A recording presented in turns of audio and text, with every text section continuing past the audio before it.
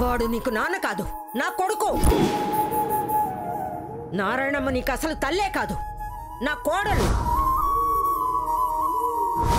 ఒసేయ్, నీకెంత చెప్పినా అర్థం కాదా? నువ్వెక్కడ పుట్టావో ఎవరికి పుట్టావో తెలియని అనాథవి. నీకు మళ్ళీ మళ్ళీ చెప్తున్నాను, నువ్వు నా కోడలికి దొరికిన అనాథవి, మాకు తగులుకున్న దరిద్రాన్ని. ముందు నువ్వు ఇక్కడి నుంచి బయటకు పోవే. నీకే చెప్పేది, బయటకు పో.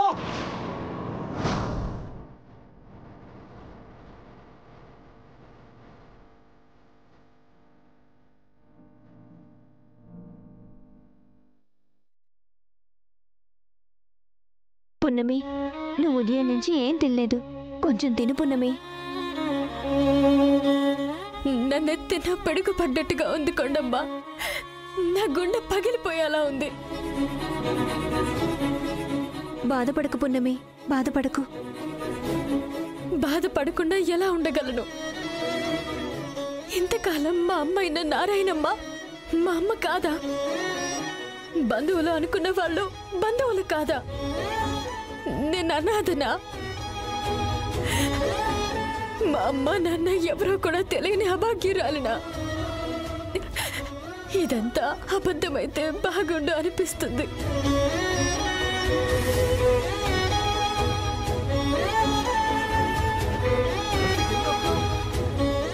మా అమ్మ నాన్నలు నన్ను ఎందుకు వదిలేసి ఉంటారు కొండమ్మ? ఆడపిల్లని వదిలేశారా? లేక అవసరం లేదు అని వదిలేశారా? పున్నమి, బాధపడక పున్నమి. అమ్మ చాలా గొప్పది కొండమ్మ. కన్నవాళ్ళు వద్దనుకుని వదిలేస్తే ఆడపిల్లనైనా నన్ను తీసుకెళ్ళి ఇంత మంచిగా పెంచి పెద్దది చేసింది. పున్నమి, ఊరుకో పున్నమి. పున్నమి, అయ్యగారు. అమ్మా పున్నమి, ఏమైందమ్మా? ఎందుకు ఏడుస్తున్నావు? కొండమ్మ, ఏమైంది? ఏడవకు, చూడు నా వైపు చూడు. ఏడవకుడు తప్పు. నారాయణమ్మ జైలుకెళ్ళిందని ఏడుస్తున్నావా? లేదా మీ నాన్న చావు బతుకుల మధ్య ఉన్నాడని ఏడుస్తున్నావా? అయ్యగారికి నేను అనాథని అని తెలిస్తే బాధపడతారు, చెప్పకూడదు. నీకెవ్వరూ లేకపోయినా నేనున్నానుగా. అమ్మ లేదని నాన్న లేడని ఎప్పుడు ఏడవకమ్మా. నీకు అమ్మా నాన్నని అన్నీ నేనే. ఇక మీదట అయ్యగారు అని పిలువకు, నాన్న అని పిలువు. కనీసం ఇప్పుడైనా నాన్న అని పిలువమ్మా. ఏది పిలువు? నాన్న.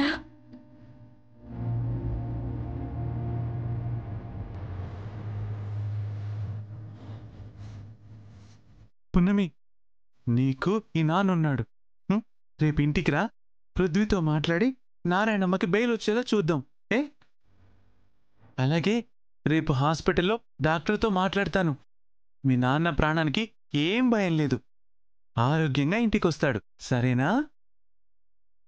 ఉదయం నుంచి ఏమీ తినలేదయ్యా.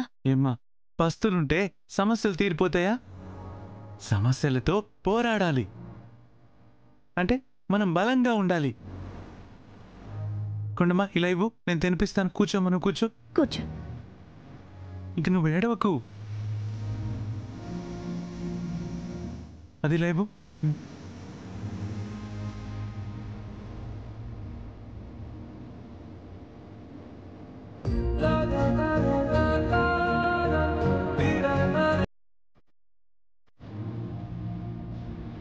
ఏమ్మా, ఈ నాన్న ఉన్నాడు కదా, ఇంకా ఏడుస్తావెందుకమ్మా? తిన్, దాదా తిన్.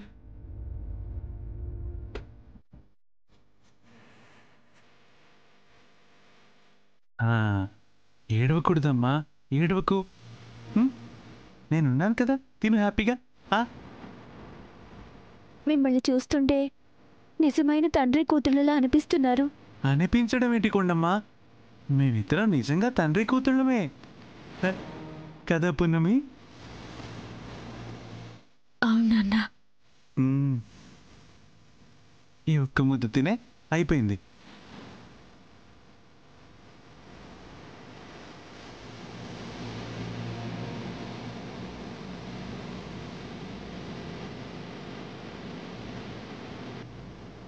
సరే పున్నమి, రేపు ఉదయాన్నే నువ్వు ఇంటికి వస్తే పృథ్వీతో మాట్లాడి నారాయణమ్మ బెయిల్ సంగతి చూద్దాం. నువ్వేం బాధపడకు. అలాగే నాన్న. సరే, నేను వెళ్తాను. అమ్మ పున్నమి, మళ్ళీ నువ్వు బాధపడకూడదు. నువ్వు బాధపడితే ఈ నాన్న బాధపడతాడు. మంచి పున్నమి.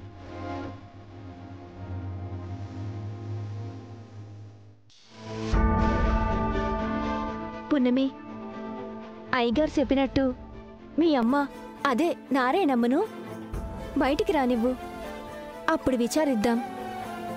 అసలు నువ్వెవరు, మీ అమ్మా నాన్న ఎవరు, ఎందుకు వదిలేశారు, ఎక్కడ వదిలేశారు అన్నీ తెలుసుకుందాం. పద పడుకుందువు గాని.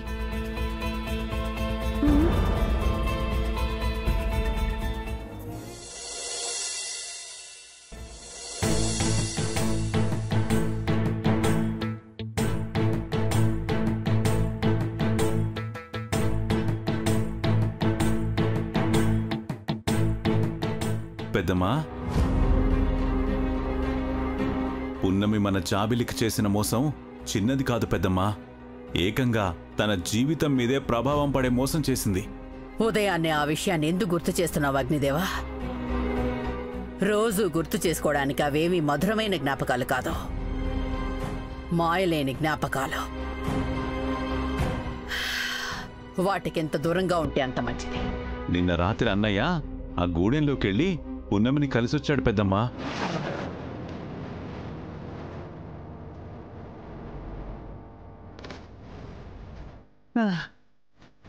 సుభద్ర, కొంచెం కాఫీ పట్రా.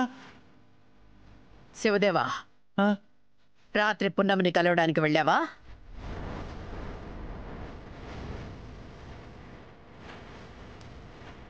నేను నిన్నడుగుతుంటే అగ్నిదేవుని చూస్తావేమిటి? చెప్పు శివ, పున్నమిని కలవడానికి వెళ్ళావా? కలిశానమ్మా. పున్నమి నా బిడ్డ లాంటిది.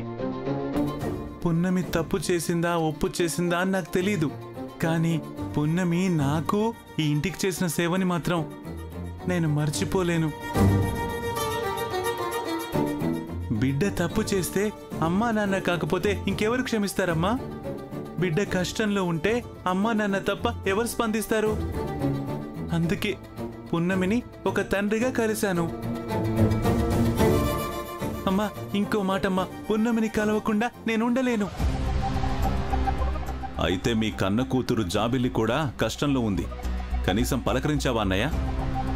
అడగవేంటి పెద్దమ్మా?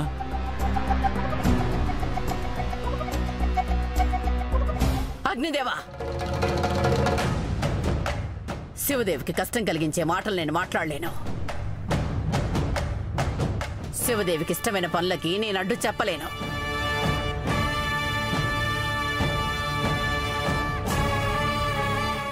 అదిగో ఇలా అనుకున్నామో లేదో అలా దిగబడింది అమ్మగారు.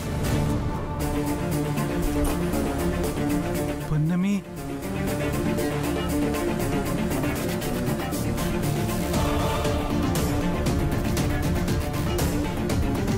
పున్నమి, నిన్నెవరు మళ్ళీ ఇంట్లోకి రానిచ్చారు? మీ అమ్మ ఒక హంతకురాలు. హంతకురాలి కూతురు ఈ ఇంట్లో ఉంటే ఊరి జనం ముందు మా పరువు పోతుంది. మర్యాదగా బయటికి పో. పున్నమిని నేనే రమ్మన్నాను. అత్తయ్య గారే బయటికి గంటేశారు. అలాంటిది అత్తయ్య గారి మాట కాదని మీరు రమ్మన్నంలో అర్థమేంటి బావగారు? పున్నమి తప్పు చేసిందని అమ్మ బయటికి పొమ్మంది. అప్పుడు నేను ఊరుకున్నాను. ఇప్పుడు పున్నమి తప్పు చేయలేదని నేను నమ్మి ఇంటికి పిలిచాను. అంటే అమ్మ కూడా పిలిచినట్టే కదా.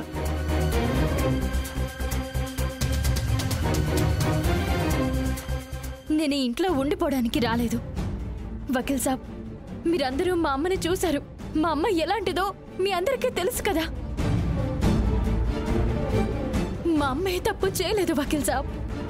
మా నాన్న రాక కోసం పూజలు చేసే మా అమ్మ మా నాన్నని ఎలా చంపుతుంది? తప్పు చేసిన వాళ్ళందరూ ఇలాగే చెప్తారు. అయినా మీ అమ్మగారి గురించి నా కొడుకు ఎందుకు చెప్తున్నావు? మీరు వకీల్ సాబ్ కదా, మా అమ్మ తరపున వాదించి ఈ కేసు నుంచి మీరే కాపాడాలి. దాని కన్నీళ్లకు కరిగిపోయి కేసు వాదిస్తానని మాటివ్వకు పృథ్వీ. అలాంటి నేరస్తులు శిక్ష నుంచి తప్పించుకోవడానికి వీల్లేదు. భర్తనే చంపాలనుకుంది అంటే చిన్న నేరస్తురాలై ఉండదు. ఇలాంటి నేరాల్లో ఆరితేరుంటుంది. నువ్వు వాదించకు పృథ్వీ. అవును పృథ్వీ, ఈ పున్నమి మనకి చేసిన పాపానికి తన అమ్మైనా శిక్ష అనుభవించని. వకీల్ సాబ్, నాకు ఒక్క సహాయం చేసి పెట్టండి. పృథ్వీ, ఈ కేసు ఏదోలా నువ్వు వాదించు పృథ్వీ. మీ అమ్మగారు ఏ తప్పు చేయకపోతే నేను బయటికి తీసుకొస్తాను. పృథ్వీ, నువ్వు ఈ కేసు వాదించడానికి వీల్లేదు. అమ్మా, నేను లా చదువుకునేటప్పుడు తప్పు చేయని వారు శిక్షింపబడకూడదు, తప్పు చేసిన వారు తప్పించుకోకూడదు అని నాన్న మీరు చెప్పేవారు. మర్చిపోయారా? అవన్నీ నాకు తెలీదు. పున్నమి అమ్మ కేసు నువ్వు వాదిస్తే నేను చచ్చిపోతాను.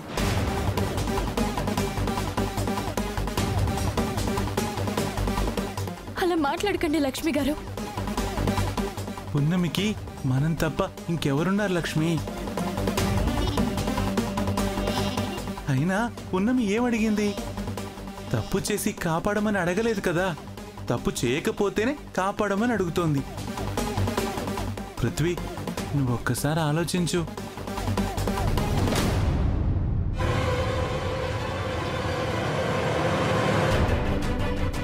మా అమ్మని కాదని నేనేం చేయలేను అంకుల్. వాళ్ళని నేను బాధ పెట్టలేను. పృథ్వీ, పృథ్వీ, అయ్యగారు, మీరెవరి సహాయమో అడగండి అయ్యగారు. అది కాదు పున్నమి, మా అమ్మని కాపాడడానికి ఆ అమ్మవారే ఉన్నారు, నేనున్నాను.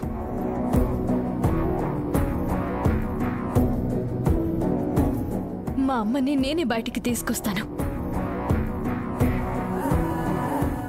అమ్మ పున్నమి, అమ్మా.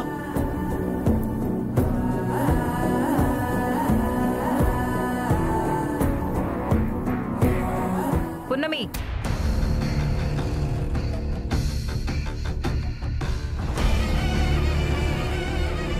మీ అమ్మని బయటకు తీసుకురావడానికి ఇప్పుడు పృథ్వీ తప్ప వేరే దారే లేదు. నేను చెప్తే కానీ పృథ్వీ ఈ కేసుని టేకప్ చేయడు. అవునా? లక్ష్మి గారు, మా అమ్మ చీమకి కూడా హాని తలపెట్టదు. అలాంటిది ఒక మనిషిని పొడిచింది అంటే, అది కూడా మా నాన్నని పొడిచింది అంటే అస్సలు నమ్మలేను. ఇన్నేళ్లుగా మా నాన్న కోసం ఎదురు చూసిన మా అమ్మ మా నాన్న రాగానే గుండెల్లో పెట్టుకుని చూసుకుంటుంది, కానీ ఇలా చంపాలని ఎందుకు చూస్తుంది? మా అమ్మే కాదు, ఈ లోకంలో ఏ భార్య భర్తని చంపాలనుకోదు. దయచేసి మీరే మా అమ్మని కాపాడాలి. మీ అమ్మ మీ నాన్న ఏం చేసిందో చేయలేదో తెలియదు, కానీ మా నెత్తిన మాత్రం పెద్ద బండ వేసింది. దానికైనా మీ అమ్మకి శిక్ష పడాలి. అలా మాట్లాడకండి. ఇందులో మా అమ్మ తప్పేమీ లేదు. అసలు మా అమ్మకి ఈ విషయం కూడా తెలీదు. ఈ విషయంలో మీరు శిక్షించాలంటే నన్ను శిక్షించండి. మా అమ్మ మాత్రం బయటకొచ్చేలా సహాయం చేయండి. అలా చెయ్యాలి అంటే నువ్వు ఈ పేపర్స్ మీద సంతకం పెట్టాలి. పెడతాను. మీరెక్కడ పెట్టమంటే అక్కడ పెడతాను. మా అమ్మ కోసం ఏమైనా చేస్తాను. శభాష్ పున్నమి.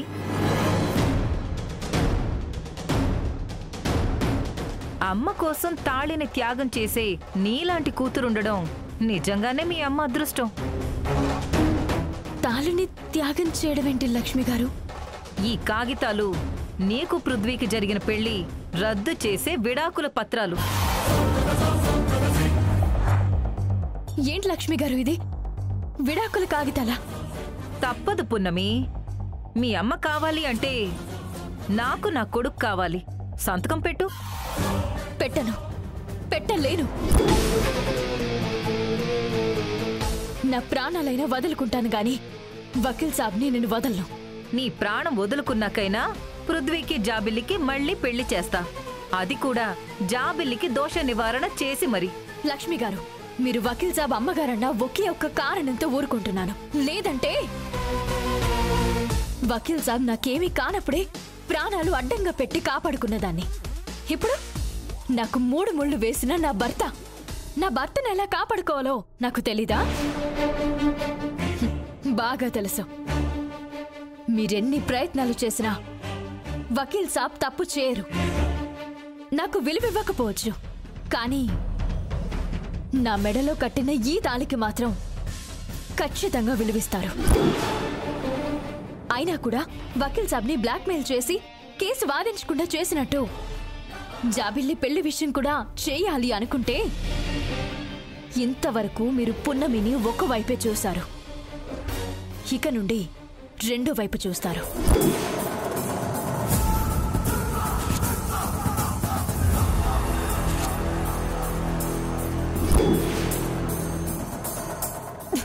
చింపితే చిరిగిపోయే పేపర్లతో తెంపినా తెగిపోని బంధాన్ని తెంచాలనుకోవడం మీ మూర్ఖత్వం. నన్ను వకీల్ సాబ్ని ఈ పేపర్లతో మీరు విడదీయాలి అనుకున్నారు. ఎప్పటికైనా సరే మమ్మల్ని విడదీయడం మీకు కాదు కదా, ఎవ్వరి వల్ల కాదు. మా అమ్మని ఎలా కాపాడుకోవాలో, ఎలా బయటికి తీసుకురావాలో నాకు తెలుసు. పదకొండమ్మా.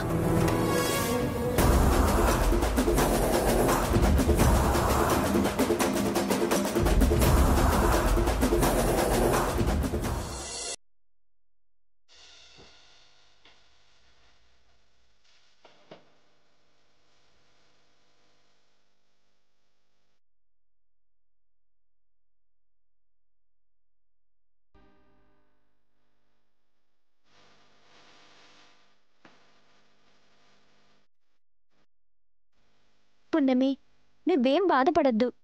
మీ అమ్మ ఎలాంటి తప్పు చేసుండదు. నా బాధ నీకు అర్థం కావడం లేదు కొండమ్మా. నాకు తెలిసిన లాయరు వకీల్ సాబ్ ఒక్కరే.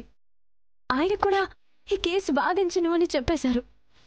అలానే ఏం ప్రయత్నం చేయకపోతే అమ్మ తరపున వాదించే వాళ్ళు ఎవరుంటారు? అమ్మని బయటికి తీసుకొచ్చే వాళ్ళు ఎవరుంటారు? ఇప్పుడు నువ్వు ఆలోచించాల్సింది అమ్మ గురించి కాదు పున్నమి, నీ జీవితం గురించి. ఏం మాట్లాడుతున్నావు కొండమ్మా? అమ్మ కంటే నా జీవితం ముఖ్యమా? ఇప్పుడున్న పరిస్థితుల్లో నీ జీవితం నీకు చాలా ముఖ్యం. నువ్వు ఏ మాత్రం ఏమరపాటుగా ఉన్నా పృథ్వీబాబుకి జాబిలమ్మకి పెళ్లి చేసినా చేసేస్తారు. వకీల్ సాబ్ అలా చేయరు కొండమ్మా. నాకు నమ్మకం ఉంది. ఈ రోజు వరకు నాకు కూడా నమ్మకం ఉండేది పున్నమి. కానీ వాళ్ళ అమ్మగారు చిన్నగా బెదిరించేసరికి వాదిస్తానన్న కేసు కూడా వాదించను అన్నారు. అలాంటిది జాబిలిని చేసుకోకపోతే మేం ఏ పురుగుల మందో తాగి చస్తామని బెదిరిస్తే చేసుకోరని గ్యారెంటీ ఏముంది? పృథ్వీబాబు మంచోరు, ఆయన అలా చెయ్యరు. కానీ అమ్మ సెంటిమెంట్కి ఎవరు మాత్రం పడిపోకుండా ఉంటారు చెప్పు? అయితే ఇప్పుడు ఏం చేద్దాం కొండమ్మా? ఒక పంచేద్దాం పున్నమి. ఈ విషయంలో మనకి సాయం చేసే వ్యక్తి ఒకరున్నారు. ఎవరు?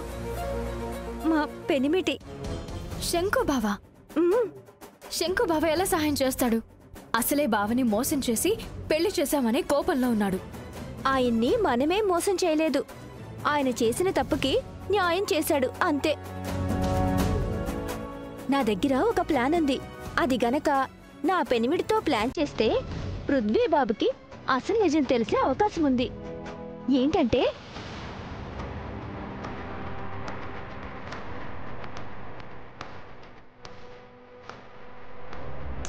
ఇది సరే గాని నువ్వు ఫోన్ చేస్తే వస్తాడా? రాడు. అందుకే నీ ఫోన్లోంచి ఫోన్ చేస్తాను. సరే, ఏదో ఒకటి చెయ్యి.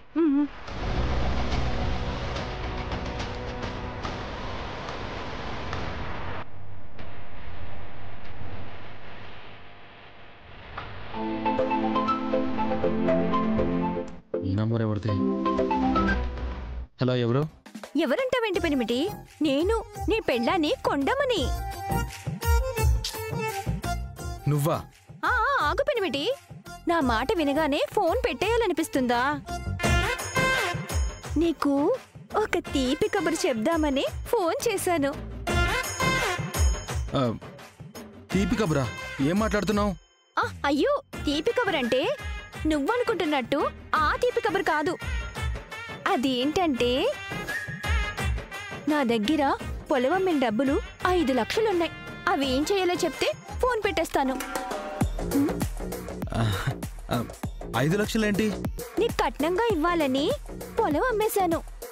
నేనంటే అంత కోపంగా ఉన్నప్పుడు ఇంక నా డబ్బులేం తీసుకుంటావులే. సరే, ఉంటాను. ఆగాగాగు. 5 లక్షలు అంటున్నావు కదా, 5 నిమిషాల్లో నీ దగ్గర ఉంటా. నేనెక్కడున్నానో తెలుసా? తెలుసుకుని మరీ వస్తాను.